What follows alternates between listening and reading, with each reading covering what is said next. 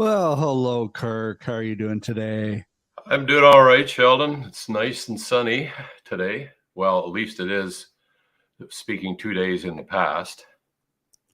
Three days in the past. Three. Yeah, three. How about that? It's like back to the future here. Yeah. Yeah, it's hard to talk as if I'm in Thursday when in fact I'm in Monday. But we want to be honest with people. We are going to do this live stream, but the stream itself will be live. It will be streaming live from a server somewhere. But yeah, it is pre-recorded. We aren't able to do Thursday. I'm in I think I'll be on a plane or something, but we will be in the comments live. And so feel free, comment, tell us how you're doing, tell us where you're from, all that stuff. Don't forget to like and subscribe, hit the bell to be notified of when future videos are going to come up. And yeah, so today we're going to be talking about, did the creator of the universe say why he did it? So what's the purpose of this whole universe thing? But before we start with that, so I'm at Starbucks this morning, and they told me that, because I get my chai tea pretty regularly, but more importantly, I get a puppuccino for the dog. And they were telling me that the Starbucks is predicting they will be running out of chai. So I don't know why. Yeah. But well, it's not unusual that they run out of stuff. We were on a trip on the fall, and they had run out of so many things at the Starbucks we stopped at up near Parry Sound, Ontario, that basically they weren't even, the store wasn't open, only the drive-through was. And that way they could sort of tell you, I don't know if you up front what they have. We got three things. We got three things. You can order one of these three things. So like, I may go to Starbucks a little too often because they know me by name. Usually they can hear my van pulling up because it's loud. And so they're like, oh, do you want your puppuccino? Is it a venti or a grande today? And so they go through all that. But I get to the window this morning. She tells me they're running out of chai. But she said, I put one of these boxes aside for you. Wow. And so a whole box of the bags. Yeah. And then some stevia to put in it. And I said, but I come here for the puppuccino. And she said, well, do you want a bunch of whipped cream? And I said, no, it's okay. Well, I can give the dog some at home. But the experience, I think they love me there. I think that's what's going on there. Yeah, no, I actually have my own coffee machine here. I usually start the day with a double espresso. And that just sort of gets the spark plugs firing. But so I almost never anymore I'm at any coffee shops, although there is a nice one in the village not far from us. And so when I meet people, that's my office away from home type office. I think I met you there once. I think that was a different coffee shop. Different one. Okay. When I met, coffee shops are my friend when it comes to people. Yep. Awesome. So today, again, we'll talk about the creator of the universe, why we did it, or why he did it. But I want to start out a little bit by talking about worldview and biases. And if you spend any time watching the news, it doesn't matter what channel, there's usually a filter the news comes through. So even though it might be a fact, there's usually some sort of filter that people see that fact through. And it can mean the difference in how it is communicated. And so whether the worldview says this is a fact or even deny it's a fact because it doesn't line up with a worldview, it's just something we'll see no matter what channel you watch. Yeah. And as we're getting into, we're sort of leaving the science background a little bit here, and we're getting into more of the historical talk, some of the as we're talking about books and things now, we're going to be leaving the realm of just, okay, this is debatable science or this is provable science, this is being able to be backed up in a lab or not. But now we're starting to talk about, okay, what do these books say about what happened in history? And so now everybody's going to come into this with a lens. And so anything, Kirk, you want to share about just the whole idea behind worldviews? And Yeah, I don't think we realize just how much our personal worldview influences everything, the way we live, actually. So maybe just to clarify my perspective on worldview, worldview is kind of your intellectual, or the way you see things. You may have thought through some stuff. You may have certain biases, certain preferences, and even your own genetic makeup and your personality and stuff all factors in to kind of create this way you look at things. That's your worldview. It's the way you look at things. But there's something I should mention, and that there's one factor that's common to all of us, and that is the culture within which we grow up, within which we live. So to illustrate, I led quite a few actually, international projects with university students in other countries. And we would usually have 1 or 2 days before we left the country, before we left Canada, before we entered that other country, where we would train them on things like etiquette, cultural practices, protocol, those sorts of things, and try and get them acclimatized to the culture before they even got there. But what I noticed every time is that the Canadian students that I took to whatever country we were in tended to automatically evaluate that culture and view that culture through the eyes of their own culture, their own cultural perspective, and they did not even realize it. So they would say, oh, this food is such and such. This is like, I like that. And oh, that isn't that odd, but it was always using their culture as the reference standard. But they didn't realize that. And it's because all of us grow up and we live immersed every day in a culture, and it just changes us. And we're not even aware of it. It's like a frog in some water being slowly raised in temperature till it's boiling. And it's kind of like the glasses that we see the world through. And it just, the culture creates the lenses through which we see the world. And we're not even aware of that. And that worldview not only influences how we see other cultures, but it influences how we, unfortunately, it influences what kind of a God we will find acceptable, what kind of religion we find acceptable, and we'll even modify our view of God to tailor it to what we find acceptable. And what we don't realize is really what culture finds acceptable. But that raises a huge question, like, should culture be our culture? Like, why would we ever think that our culture, whatever one we grew up in, just so happens to be the official objective standard of how things should be? That's absurd. So that's the first thing to realize when we're starting to talk about even things like God, science, politics, philosophy, everything, is to realize, wait a sec, I need to second guess everything, the way I see everything, because there is a reality out there. Then there's the way my culture likes to see it. And somehow I need to start seeing what real reality is, as opposed to what my culture has trained me to see. I was once having this conversation. I can't remember if it was Twitter or Facebook, or might have been MySpace or something. It was a little while ago. But I had this really, really long conversation that lasted a long time, weeks. I knew their name, or what they said their name was, and their little bio, and that's it. By the end of the conversation, I had something in my mind of what that person actually looked like,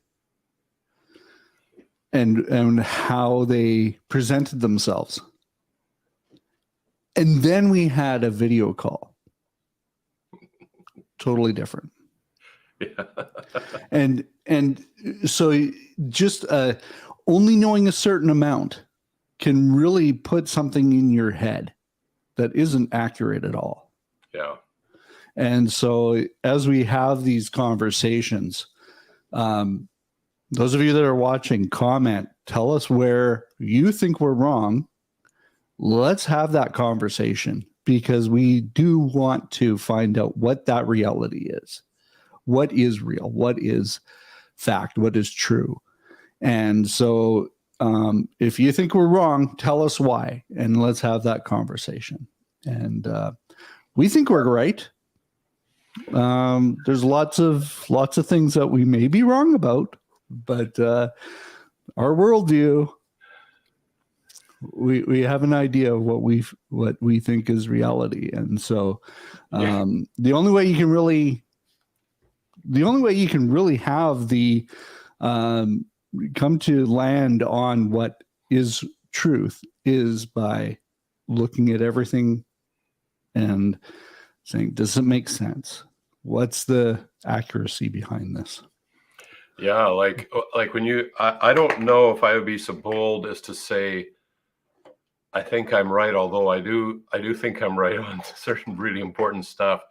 Well, the way I would liken it to is like I got a pair of binoculars right here, and if I look at something through these binoculars, which because I live in the country, these are often on my desk in case a nice bird shows up or something's interesting down by the river. But when I first put the binoculars up to my eyes, they will tend to be completely out of focus because the last time I looked, it was maybe it's something close by, like a bird on the branch outside the window. So the way I think I would describe my perspective on reality, and perhaps a lot of us can identify with this, is that as you grow older, hopefully you're focusing better. Hopefully that all that blurry stuff that didn't make sense when you were younger starts to make more and more sense. And eventually, it never does maybe get perfectly flawlessly clear. At least I wouldn't say that's the case for me at all. There's always new things that are still blurry for me. But at least there's a lot of sharper things now than there were before. But the problem with a cultural perspective, that if you don't realize that you're trying to make everything conform to your cultural biases, is that you're not actually getting it sharper here. You're not actually focusing your binoculars. Rather, what's happening is you're taking that blur and interpreting it according to your cultural biases. Rather than actually sharpening and focusing on reality, you're trying to make that blur, which is a kind of a representation of reality, but now you're trying to interpret that to fit your culture. And there's going to be a problem there, because if I'm walking around with a pair of badly out of focus binoculars, I'm going to be running into things and tripping over stuff, because it's not a very good idea of reality. And it's going to be even worse if I'm interpreting that blur to fit some sort of cultural baggage that I live within. So this is worldview. This is the problem of a worldview. And how do we get out of that? I think one way is like what we're doing here on this live stream, is that here's the way I see things. Here's my perspective. Now, do you see a problem? Like Sheldon's, like you said, if we're wrong, let us know. And I would go, okay, but even if we're not wrong, or even if you don't think we're wrong, you just want us to expand on something. Basically, that means focus on something, using the binocular analogy. Put that in the questions as well. If we're not making sense on something, or you want one of us to clarify what we said, please put that in the comments, because that's one way of trying to figure out what actual reality is by we all have different blurry views, but you put those blurry views together and you might get something a little bit sharper. You can filter out some of the interpretations and get down to reality. And I've found, like, as we've gone through these live streams, and I've been through Bible school, I've read lots of books. I'm learning so much, because you're coming at things with a lot different perspective than I've come at things in the past. And so as we live in this world that we live in, where it's sort of in a blender and things are constantly being reevaluated, and people are coming to different decisions on on things such as like gender and race and those kind of things. I had a worldview that was very, very much in a bubble. And I've had to open my mind a bit to what other people are going through. And it may not be based on science. It might not be based on what is reality, but there's feelings involved. There's different things that people are dealing with that I've never dealt with. And so as we go through this refocusing, I have this picture in my mind of one of my brother's friends, pretty eccentric guy. He had this house on in, I think it was Furry Creek in BC. And out his window, he had this picture of a mountain, or he had this beautiful view of Howe Sound and the mountains in the background. And on his window, he drew little skiers going down the mountain. And depending on where you sat, it looked like the skiers were going down the mountain. Yeah. But I think sometimes our worldview, we start looking at the little skiers and we start thinking that they're real. Mm-hmm. And all of a sudden we've built up some things in our mind that aren't actually real, but because that's all we look at, it is dangerous. It is a lot of what we have can be dangerous. There's something else that I find interesting about worldviews, and that is the wishful thinking type of worldview. Like the skier, for example, when you talked about the skier there, it's almost, you can, it would be a reminder of just how much fun it is to be out there. If I was out there right now downhill skiing, it would be amazing views, cutting down the slopes, fresh air. So there's this, there can be an altered perception of reality because of our culture or because of our biases, but there's also a wishful thinking aspect. And I think that wishful thinking aspect is sometimes well worth contemplating, because I would argue that we are not just created to exist for a finite amount of time in this mortal world for like 70 years or so. I would argue we've been created ultimately for a vastly more amazing reality. And sometimes this wishful thinking that we have inside us, some of these cravings for beauty that we just can't find in this world, and for amazing music, and these are cravings that are actually put there for a purpose, to as a kind of a call, the call of God to maybe a more eternal perspective where there is a more amazing reality out there. But of course, that raises the question, is this just wishful thinking, or is it actually the call to some sort of an eternity that's vastly, indescribably more beautiful and amazing than this one? That is a question worth, contemplating. Yeah, and so I guess what as we jump into the topic for today, the reason I thought it was good to talk about worldview first is as we start talking, myself and Kirk, as we start talking about our beliefs and why we think what we think we believe is true.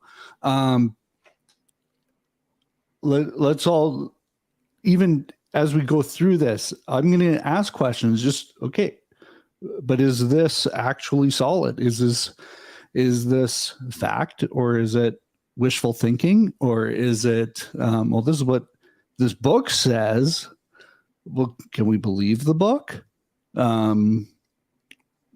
Is it fiction? Is it nonfiction? Is it a mix? And so I'm going to throw a bunch of questions at Kirk, and feel free, throw them in the chat as well. And hopefully as we go through these live streams, we'll be able to address a lot of the questions that people have. And this is a global live stream. So if we're talking very much from a Western perspective, and you're living in Ethiopia or Asia, and you say, hey, that's not what we believe over here, even though it might be you might attend a Christian church as well.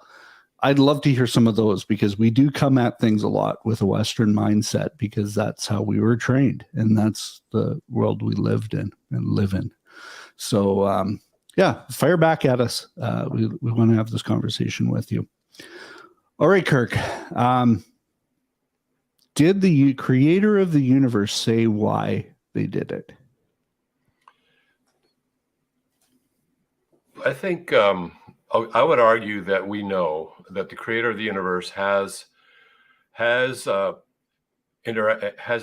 with human history. He has become a human being, and he has made it very clear what the purpose he desires for humanity is. In other words, he hasn't come out and said, this is the following reasons why I created the universe, points 1, 2, and 3. It doesn't put it that way, like we might want in a, as you said, Sheldon, in a Western mentality. We might want, okay, nice point form here. No, but he has made it very clear in a way that I think would communicate with all different kinds of cultures and civilizations. So, and that's what you would expect God to do if God has stepped into human history to communicate with us, interact with us. So yes, I would say the first thing we need to do is look around and see, ask the question, has the mind, this supernatural mind behind the universe, ever stepped into space and time and human history? And one of the things we might look for as well, has anybody ever claimed to be God? Has God ever shown up around here? And most people don't claim to be God. That's quite rare. I have only encountered 2 people in the course of my entire life, in the course of thousands of conversations with university students, only 2 who said they were God, but it was pretty evident within, a minute or 2 that they were just trying to yank my chain. They were just pulling my leg. Seriously, people seriously saying they were God, I just haven't met them. But I think there probably are people out there, and they might have some sort of a psychological disorder, we might think, if they actually identify as God, but they're not God. I don't know. It's hard to say. In our culture today, we have a tendency to say if you identify as something, that needs to be taken as truth. But in the case of God, I think it would be hard for people to argue that that you really are God simply because you identify as God. So then we would probably want to ask a couple of questions. And so like that is a good point you made, though. In today's culture, you can identify as anything you want, and the expectation is that people need to respect that. Yeah, respect that, and not try and change. In some countries, it would be even illegal to try and change your mind on that. So the polite thing to do, the civil thing to do when you encounter someone who identifies as God, but you're not 100% convinced personally, is maybe ask them a few questions. So the questions I would ask, there's basically just 1 or 2. And that is this: why, probably just one major question I would ask, why should I take your statement to be God, or why should I take your claim to be God seriously? What can you say or do that will cause me to be impressed enough that I will actually start thinking, this person isn't merely identifying as God, but I think this person actually is God. What can you do to take me from the one level to the next? And that would be, why should I believe you're telling the truth? So we can actually use that question then and survey history to see if there's anybody that has shown up that identifies as God and yet would be able to have a credible answer, an impressive answer to that question. Why should we take your claim seriously? And the person that I'd like to put forward as the candidate, which should come as no surprise if you happen to know already that I'm a Christian philosopher, is Jesus of Nazareth. So Jesus of Nazareth actually claimed numerous times that he was God. So people will say, right, hold it right there. They'll say, where does it say where does it say in the Bible Jesus said, I am God? Well, it actually doesn't say I am God in the New Testament. And so you would say, okay, then he never actually claimed. No, not so fast. And you got to realize this is where your culture comes in. Because, say, in Western culture, up until even recently or even right now, if somebody says, I am God, they're thinking you're claiming to be the Judeo-Christian God. That's what they would think. But in first century Israel, keep in mind, they had been invaded by the Greeks. They were now under this domination of the Romans. There were Greek gods, there were Roman gods, there were pagan gods, and then there was the Jewish God. The Jewish God. So if you said, I am God, the first question people would ask you is, well, which one? And we actually have a case in the book of Acts, the New Testament, where they thought two of the apostles were Greek gods. One was Zeus, and I think the other was, the name escapes me, the speaker. So they said, no, we're not those gods. In fact, we're not any kind of God at all. But Jesus says he didn't just say, I am God, because that would have been left, but that would still be pretty ambiguous. Instead, he said he was I am. Now, I am was the name for a particular, very specific God in the first century. It was the Jewish God, the God who had appeared to Moses in the burning bush. And so Moses says to God, speaking to him out of the burning bush, he says, who will I say sent me? What's who are you? What's your name? And God says, tell them that I am has sent you. This will be my memorial name for all generations. I am. And Jesus made several claims that he was I am. He just came right out and said it. And every time he said that, just in case you're wondering if it's just our 21st century interpretation, no, every time he said that, the crowd immediately just says, whoa, blasphemy. Like they picked up stones to stone him for claiming to be God. So there was no doubt in the first century mind that he was claiming to be I am, creator of the universe, the one who transcends time. Okay, so can we define what a God is? Because I think there's even in this conversation, I'm thinking of people that didn't grow up in a religious space. They might have gone to purely public schools. They might have studied Egyptian pharaohs that claimed to be gods. They may have studied the Romans or more Greeks. And they might have a perspective of what a god is, almost like a Marvel comic. Yeah. Oh, yeah. So can we say how would you define what a god is? Maybe not the Christian God at this point, but just what is a god? Yeah, well, it's a very good question, Sheldon. We got to start real general when we're going to try and talk about what is a god, because I find today in my conversations that the concept of God has become very vague, very vague. So at its most vaguest, most general understanding of, and I'm looking back at the Egyptian gods, the Greek gods. Some of these gods seem to be very human.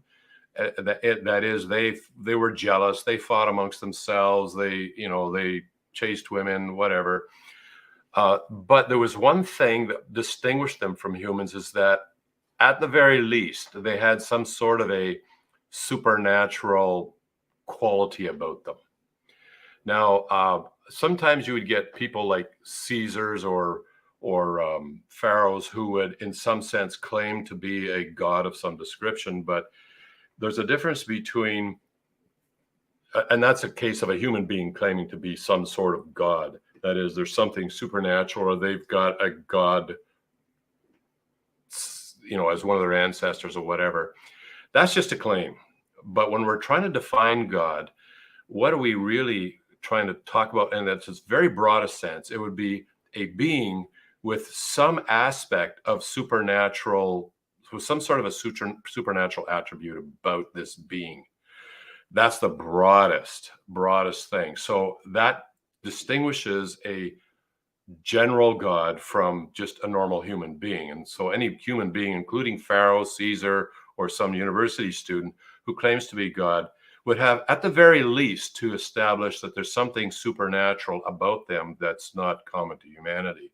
But then there's a narrow the definition down a bit, and then there's this general view of God that's a little more, has a few more qualities about it, and that is some sort of supernatural creator of everything. And so you will see this supernatural creator of everything, this concept, this very general notion of God come up in many different religions, many different societies and cultures throughout history around the world. It's not necessarily any particular religion. For example, it would be compatible with Islam, with Christianity, with Judaism, and say with some of the First Nations religions where there's this ultimate creator. We still haven't we've narrowed it down a little bit, but we haven't really, we're making some progress here, but and then you get to philosophy, modern day academic philosophy. And basically God is defined as having just three, maybe not just three, but at least three attributes: all powerful, all knowing, and perfectly good. That's a secular academic definition of God. And it obviously comes out of the Judeo-Christian notion of God. That's simply because the universities where philosophy flourished in Europe and in North America were primarily influenced by Judeo-Christianity as far as the concept of God.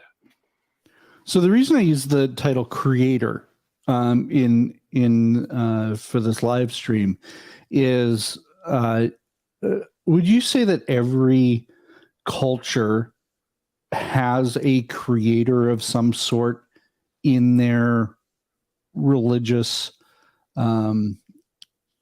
background, in their worldview? I would hesitate to say that, simply because even within particular religions like Hinduism and Buddhism, there are quite a spectrum of beliefs. I am not 100% sure that all Hindus would say there was a creator, but rather this sort of world soul that has always existed type of thing. But on the other hand, I think most religions would say, even if there is, well, I would just be very reluctant to speak for all religions and all cultures. And some cultures probably don't think in terms of a creator so much as maybe, like I said, this world soul within which ultimately we want to lose our individuality, like a drop of water into an ocean type of thing. That's maybe more of a Hindu perspective of things. Okay. And then, so as we look at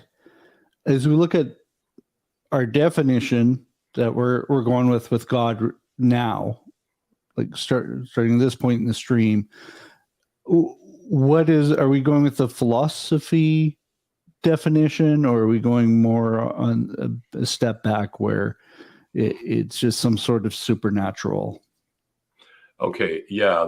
Up to this point, we looked at what is the origin of nature, and logic dictates that the origin of nature has to be not natural. Okay, so right off the bat, we're talking about a creator, not just some sort of a human-like figure with some sort of supernatural. We haven't even touched on that. What we've done is logically derive that there has to be a supernatural origin and foundation for nature. Nature cannot bring itself into existence. It has to be something non-natural. And the word we use for that is supernatural. So we have a supernatural foundation for the world. And we also, in previous live streams, we talked about how the universe appears to be incredibly fine-tuned to support life. So that seems to be the purpose of the universe. And so what that suggests is that the supernatural origin of the universe actually has a purpose for it, which now suggests that this creator of the universe is not just some vague supernatural force, but actually has a mind capable of forming a purpose and designing the universe accordingly. So we're now talking about what we might call a personal agent. We're talking about a being here, not just some sort of amorphous supernatural force. So we are talking about a creator in the general sense. We haven't nailed it down to any particular religion's view of the creator, but we have nailed it down logically up to this point, that there is a creator out there who is supernatural, eternal, that is timeless and uncaused, and is a rational agent, is a mind, a super mind, some sort of a personal being. So we're very much zeroing in this kind of probably a monotheistic view of God, which would be compatible with Islam, with Christianity, with Judaism, and I think let's say some of the First Nations religions, and probably some of the other ones, but that's still a general thing. And now what we're trying to do is narrow it down further. Okay, has the supernatural cause the universe ever stepped into human history? Because now that's really going to help us narrow things down. But as far as the philosophical, all-powerful, perfectly good, and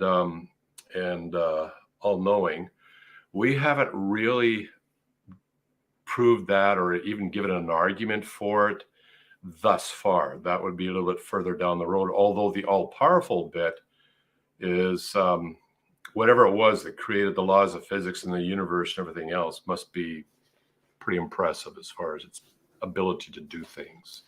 Now, I know we want to get into, did they come to Earth and did they make themselves known? A step back from that. So we've got the supernatural creator. They could have just created everything, just thrown it out there just to see what happens, sort of like an artistic thing, or they actually want to be involved. Is that something you go into now, or is that something we go into after we show some of the proofs for that person came to? Well, I think we can actually conclude thus far that it wasn't just a matter of, well, first of all, let's address whether there's a bunch of them out there or just one. Okay, like, do we talk about this creator in terms of they or it or what? And really, we're not in a very good position to know just off the top of our head how many of supernatural superminds are out there.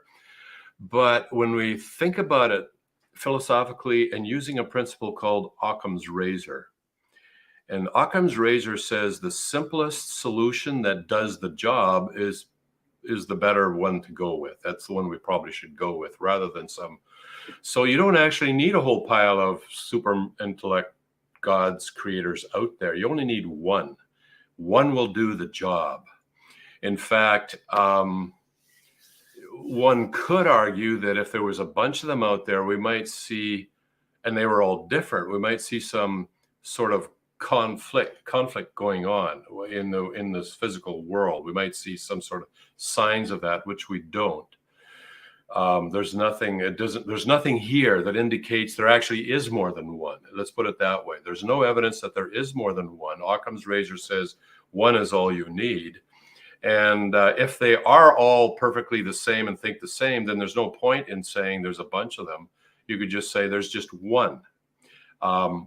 Now, when we're talking about the Judeo-Christian God, there's some discussion of what a Trinity is, and that's another topic we'll cover sometime. But at this point, we'll just go with one God, one creator for the universe. And was it done just let's throw it out there and see what's happened, or was it we got a point? And I think we've established that there does seem to be a point to the universe, given that it seems to be incredibly fine-tuned to support life. So it's not just some like artistic thing and let's just see what happens. There's another point with the let's just see what happens theory of the creator. And that is, we already established that if the creator is going to be the cause of time itself, then the creator cannot depend on time for its own existence. In other words, it has to be timeless. So from the creator's perspective, let's see what happens is not, that doesn't work. It's kind of like that you're smuggling time into the realm where the creator dwells, so that it has to elapse so he can find out what happens.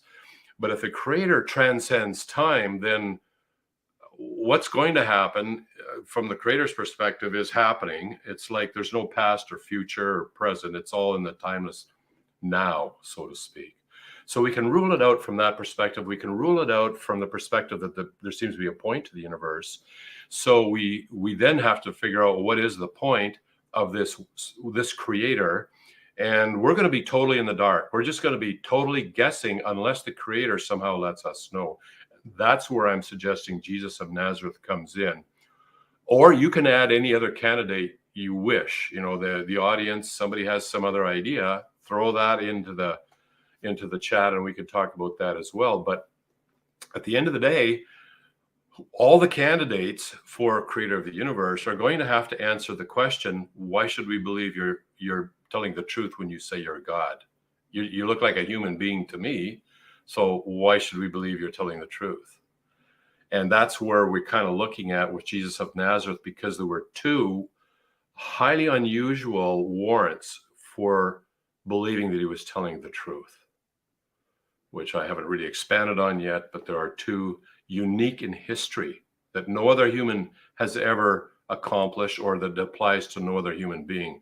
They're highly unique. So some, like Carl Sagan, said, well, a highly unusual claim requires highly unusual warrant. People actually argue about that. No, you don't need any more warrant than anything else. It's either you don't test it, if it's verified, if it's falsified, you need to go with it. And it's only highly unusual because your own preconceptions and your own cultural glasses, so to speak, you see.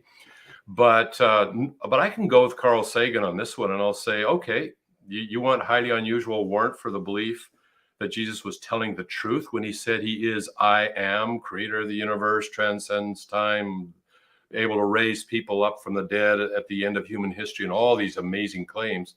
You want some warrant for that? Okay, we got two highly unusual lines of warrant that are unique in human history. Before we go into that, when God said, I am, at the burning bush, what is it that gave? I'm just trying to frame this question, because I think if you look at that statement and you go back a little bit further, and you have God walking in the garden with Adam and Eve, there is a space where Jesus of Nazareth, he's validating his existence based on something that had already happened, where God was already engaged with humanity. So why is it Jesus of Nazareth and not that initial God and humanity? That's the proof here. Mm-hmm, mm-hmm. Well, that's a good question, Sheldon, because anybody could come along and say, hey, I am the one who appeared to Moses in the burning bush. If they wanted to make that claim, anybody could actually make the claim. And so when Jesus comes along and says, I am, their people are thinking about the God of the universe, the creator, the one who appeared to Moses in the burning bush, the one, that's who they're thinking of. And now here's Jesus, and he's saying he's I am, and they didn't believe him. I mean, the average person right there, they took up stones to kill him. So they had the same question in their mind as you've just raised. Why should this fellow in the first century AD be the same one who's creator of the universe? They looked at him and said, well, hey, we know his family, we know his brothers and sisters. They knew there was something different about him, because he could do all these miracles, and there's lots of testimony of these miracles that in his historical record towards the end of the first and into the second century. But Jesus didn't seem to think the miracles were any great shakes. He says anybody can do this stuff. He says, like, if you had faith like a mustard seed, he said to his followers, you could say to that mulberry tree over there, be uprooted and be planted in the sea, say the Sea of Galilee, for example, and it would be done. He said humans can do absolutely jaw-dropping, incredible things. Anybody with a faith as a grain of mustard seed. So he says, but there is one thing that people can't do, and that is raise themselves back to life after being dead for a few days. And that's well dead. We're not talking about just in a coma here. We're talking about having been crucified and now being, basically preserved and wrapped up and now coming back to life as the Lord of the universe, so to speak. That's impressive. And we'll get into some of that in a couple live streams. We have a special guest coming on. So that's the proof.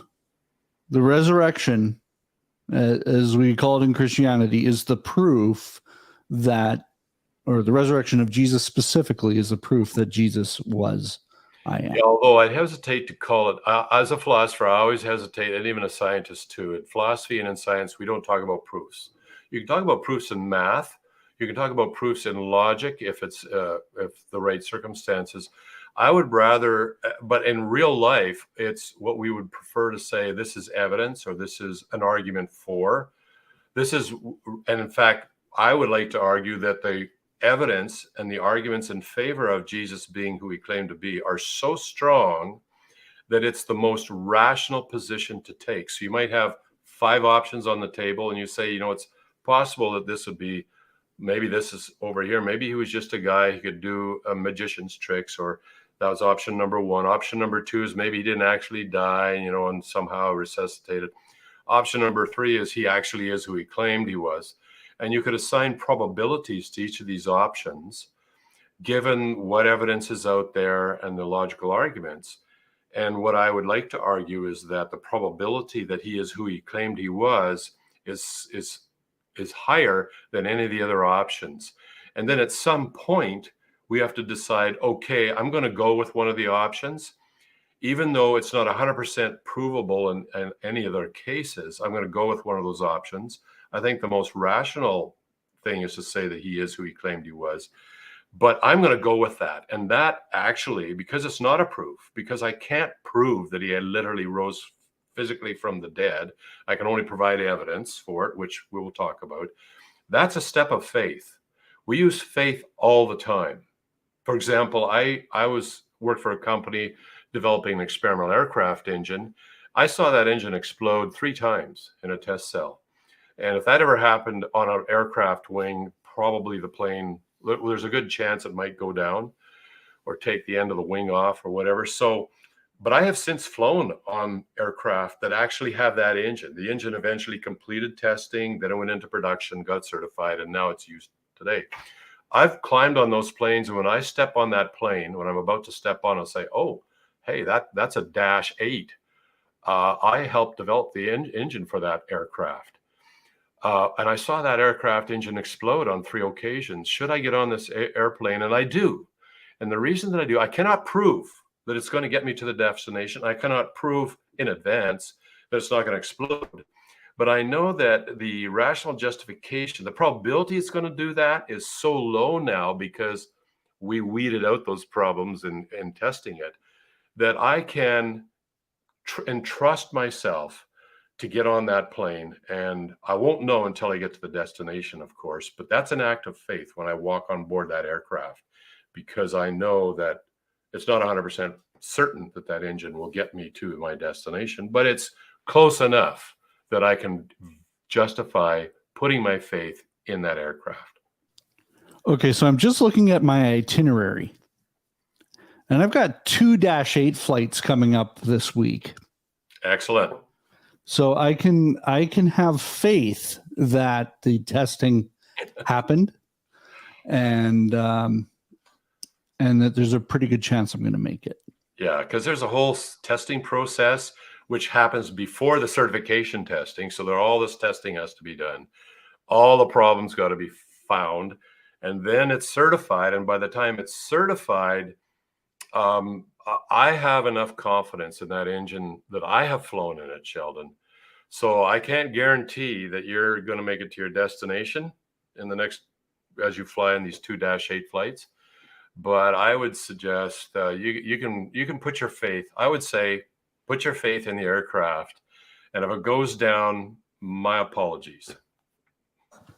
All right. Well, that's good. I'm glad I have your apologies in advance. The other thing that I have the faith in is the fact that these things have been flying for a long time. Yeah. And there's a lot of the odds are high that I'm going to get to the place I want to go. Yeah, it's not just a certification; it's its track record. Yeah. And even before the track record comes to exist, that certification is a good evidence that it's probably going to be going to make it to where you want to go. So I remember when the Max, the Boeing 737 Maxes were having all these issues, and they were taken out of the sky. Well, I'd enjoyed flying on those planes. Those are beautiful planes to fly on. Flew a lot on those planes before they were taken out of the sky, and I'm like, well, okay. Was a pilot error, whatever it is, bad training. There were things around it that, okay, people were trying to get around some regulations. Shortcuts. But even in those shortcuts, there was still a lot of safety behind it because they had gone through a lot of the certification. They had gone through a lot of the things to make it happen. Now, okay, so Jesus says, I am. He's we'll get into some of the history or the historical evidence of the resurrection in a future live stream. Why did they do this? Why did Jesus? We'll say the Trinity just because that's our worldview. But why did that? Why did God create the universe? Did he say? Okay, well, I mean, just to summarize it very briefly, Jesus. So the big question is, if Jesus is the creator of the universe and he visited humanity, what was his message? What did he? What was the point? What was the central message when he was here? Because you can look at that central message, and that will tell you what the point of the creation of humanity is, and perhaps even the universe is. But it'll tell us what the point is, what the purpose of humanity is, and he was very clear on that. He said, there's a couple of things that all factor in here. First of all, he said that the greatest thing you can ever do and the most highest priority you ought to ever to have is to love God with all your heart, soul, strength, and mind. He also said that it's not just a one-way street. He says he has loved us first from the foundation of the universe. Like, so this has been, it's not just, who am I going to run into and when I love it? No, he has loved us from the foundation of the universe. And this is but there is a problem. And the problem is that God is undescribably, flawlessly perfect, beautiful, right, just. He is absolute perfection, and we are not. Okay, before we get into that, though, Kirk. Yeah, because we're running out of time here, and I think that's going to get into quite a long thread. Mm-hmm. He said, "Love me because I loved you first, from the very creation, foundations of the universe." Yes. If that's why, or if that seems to be the reason, it seems to me that it's about relationship. Oh, absolutely. Absolutely. It's about relationship. So if God, the creator of the universe, has created us to have relationship with him, and that's why he created these beautiful mountains. That's why he created the stars. That's why he created all of this. It seems to me that he actually wants us in that relationship to enjoy life, to experience the beauty that he's put into play. Mm-hmm. And when he was walking with Adam and he's saying, okay, name the animals. He created all these things and then he created humans because he didn't even want the humans having to experience the world without all of those beautiful things. Yeah. Yeah, these things all speak of God. He says that his invisible attributes, eternal power and divine nature, are clearly seen through what he has made. So you might say, why do we need this massive universe? Well, it's actually a way of God communicating to us that he is way bigger than anything we can conceive. It's how, you see, we think in our Western mentality, I've heard lots of students say, well, why doesn't God come along and he puts this big billboard on the moon or something? And well, okay, that might be how Western, but that's not how the origin of beauty might speak. And here's the interesting thing is, why would we want to love God other than because he loves us? God describes himself as the Father of lights, from whom every good thing given and every perfect gift comes. That is, he is the origin of music. He is the origin of beauty, the origin of love, the origin of honor, the origin of art. He is the origin of every good thing you can conceive of. It's not just that God is beautiful and he loves us and he's just and no. God is the origin of those things. He is beauty personified. He is love personified, honor personified, power personified, music personified. So when you have a being like that and it walks into the room, how would that being communicate with us? Well, you would expect that being to communicate in a highly complex way. And that's exactly what he's done. But back to my point about relationship and yours, what could possibly be better than to be in relationship with the being who is the origin of every good thing given and every perfect gift? Like we will travel all over the place to look at beautiful things. God is the origin of beauty. So what could possibly be better than to know the one who is beauty personified and power personified and music personified? We will pay big bucks to go to an evening at the orchestra to hear beautiful music, but that beautiful music is only a faint shadow of the one who is the origin of music. And so this is who the creator of the universe is. This is why Jesus came. He wants to bring us into that relationship. And there was a problem that he came to deal with, which is why we need to put our faith in him for that relationship. And we can expand on that later. Yeah, we're hitting the hour mark. So I just want to leave people with this picture. God creates the universe. He creates nature. He creates humanity. He's in relationship. According to Genesis, he's walking with Adam through the garden. He's talking to him. They have a relationship. There's future stuff that shows that Adam could sense that God was looking at him and talking to him. And so let's end at that picture. There's love. Love created the universe because of love. And so we'll get into what happened in the next episode.